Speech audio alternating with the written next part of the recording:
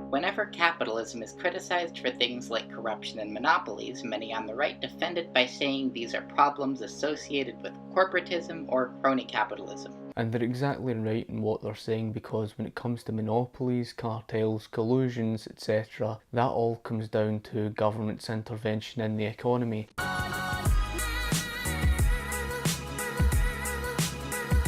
That have resulted from too much state interference in the economy. The argument goes that if capitalist markets could simply be less regulated, then the free market would sort out everything due to competitive forces, but the state is in the way of this. Under this model, the solution to problems like monopolies and corruption is to deregulate the economy to attempt to create this ideal form of a capitalist market. Well, that is correct. The idea is to deregulate so that you allow the economy to regulate itself. It is, of course, down to a strongly self-regulating market economy that leads to strong consumer choice and, of course, strong competition in the marketplace. It's through government's regulation that limits consumer choice and actually destroys competition and leads to the monopolies. This argument is predicated on a common right-wing conception of the state and capitalism as separate and opposing forces. And that is because they are pretty much opposing forces when it comes down to the economy. One seeks to control the economy, whereas the other is all about freedom of the marketplace, free from government intervention.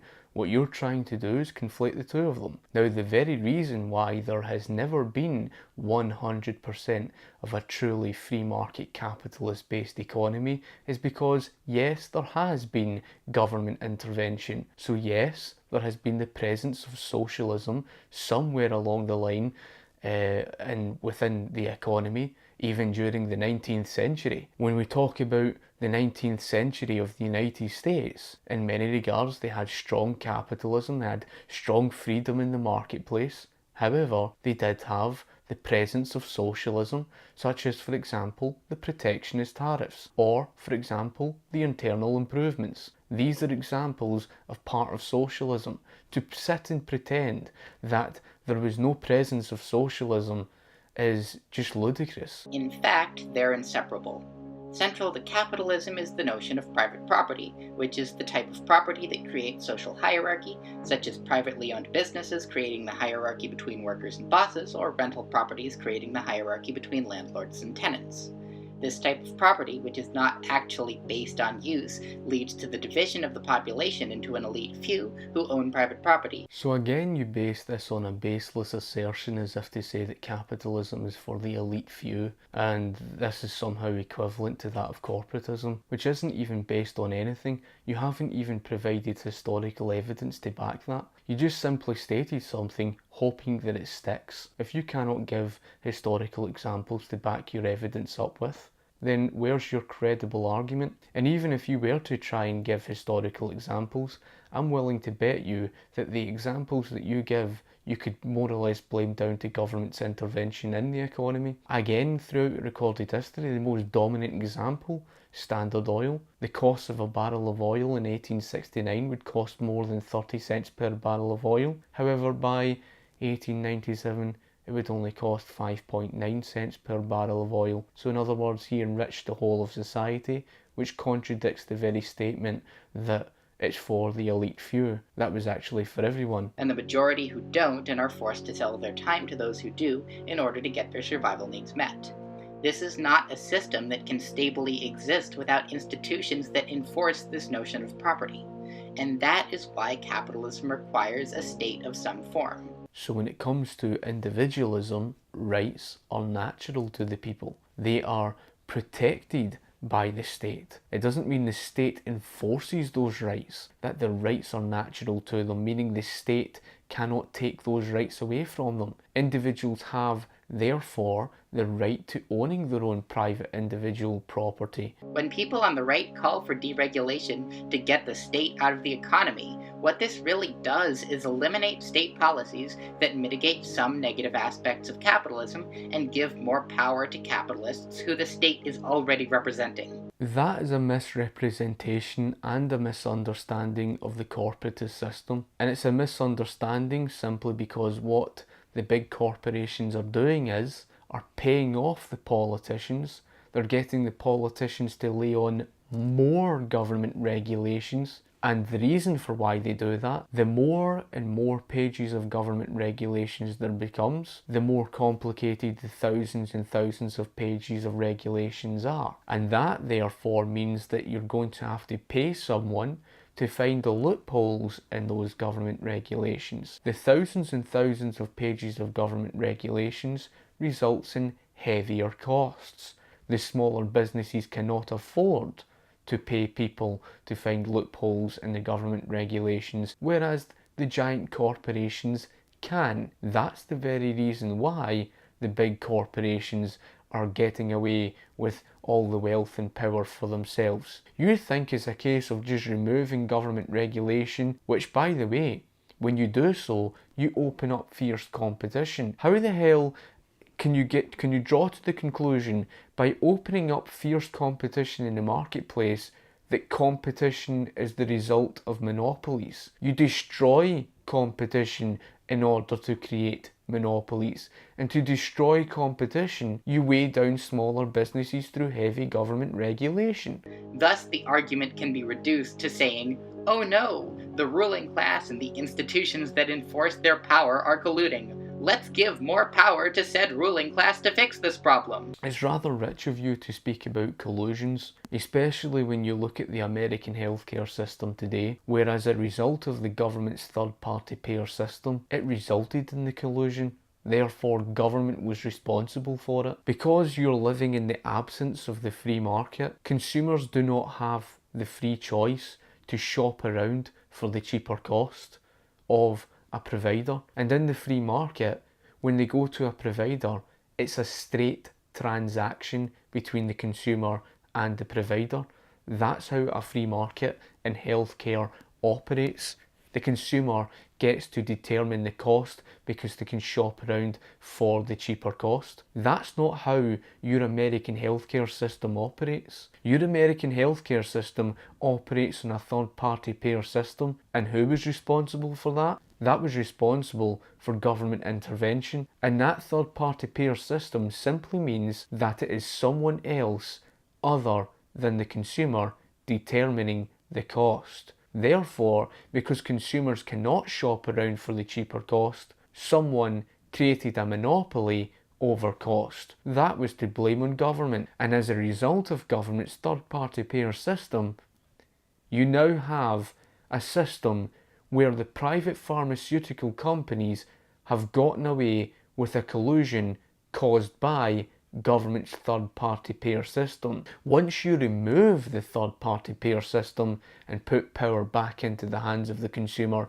where the consumer has competition and of course consumer choice to look around for the cheapest private provider, you destroy the collusion. The collusion was created because of government. In fact, these regulations, such as minimum wages or social programs that right-wingers often see as the state getting in the way of the economy, are there to maintain the capitalist system by making it less unstable. So your claim on the minimum wage law is something fallacious, given the fact that for the past 70 plus years in Great Britain it has failed. It has failed all over the United States of America for decades on end. Every time you have tried to raise the minimum wage, it resulted in the opposite of what you tried to achieve. It basically resulted in lower skilled workers getting paid off, higher unemployment, or inflation driving up in order to adjust to meet the higher minimum wage, which was a waste of time. Was the point raising the minimum wage if your cost of goods and services rise with it? The other issue is not only does the inflation rise, you have the third option, which is a result of fewer working hours. We even saw the $15 minimum wage law in Seattle that failed miserably. Now, if you were to look at, for example, Hong Kong in 1950, it had an average household income of less than 5,000, and by 1997 it had more than 38,000 plus. So its average household income had dramatically increased. So the average person of society was living far richer. It never had a minimum wage law. So how did it achieve that? Even proven by the Gini coefficient, Hong Kong closed the wealth gap between the rich and poor. Also, we saw that in Sweden, where it had extremely low levels of government regulation. Before 1960, it had high levels of equality, proven by the Gini coefficient. This corporatism argument also relies on the ideological exaltation of unregulated capitalist markets as ultimate examples of freedom and efficiency. In the so-called free market, the people actually making economic decisions are those who own private property, and this requires the majority of the population to have no democratic say in the hierarchical organizations in which they work. A free market is based on a system where the individual has the freedom to go and set up their own private business, or if not set up their own private business, to go and work for another company. To say that the individual does not have a choice is just complete opposite of the truth. I don't even need to cover that argument. It's just so infantile, it's unreal. It's not even based on reality. And again, you didn't even provide any historical examples. What does that tell you? Capitalist markets can be efficient in fulfilling their purpose, but that purpose is to make profit for capitalists, and much of the time the interests of those who own private property and are seeking profit are contradictory with the public good. The only way that you can make a profit within a capitalist system, within a free market, is by providing a service that benefits many other people. That's it. That's your only way. You have no other way of making an income and making a profit. If you cannot provide a service, if you cannot uphold your business reputation in a free market, you're facing liquidation. For example, owners of fossil fuel companies have the interest to keep using their form of energy to keep making profit, which causes massive environmental issues like climate change. You are aware that it's actually down to capitalism that has innovated specific ways to improve the environment in many ways. In fact, we even saw capitalism of recent improving ways in which we can reduce the use of plastics. There have been innovative ways, and that was all thanks to capitalism that made that possible, and it continues to improve the environment. Now, no one is saying that capitalism is of something of complete perfection, but what you're advocating is something that involves the absence of secure private property rights. And see, if you do not have the secure private property rights, good luck trying to look after the environment. Now, you could look at socialism, and I don't care if you argue for anarchism in your fantasy world, but the reality of your socialism, you would devastate resources, as I've touched upon before on the economic calculation problem, because you've got no information of prices, so you don't know how much resources to use.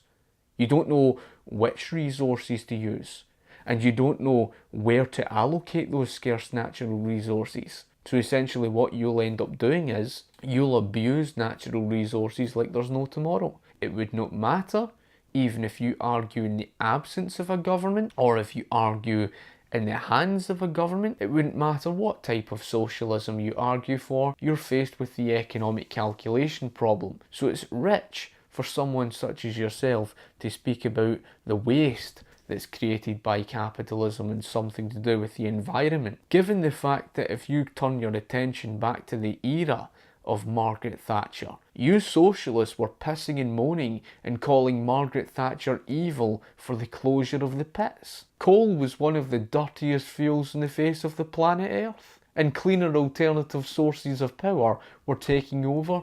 Yet instead of acknowledging that fact, you turned a blind eye to it and spat vile at Margaret Thatcher because of the closure of one of the dirtiest fuels on the planet Earth. But there's your contradiction, because apparently you're an environmentalist. Capitalist markets are often very inefficient at tasks that don't directly lead to profit for capitalists. If you run a private business and your goal as a private business in a free market up against competition, and you have to uphold your reputation, and your goal as a private business is to make a profit, tell me something. Why would you want to use more resources if it costs you more to do so? Do you not understand what that means? If they want to maximise their profits, they're going to have to minimise their costs.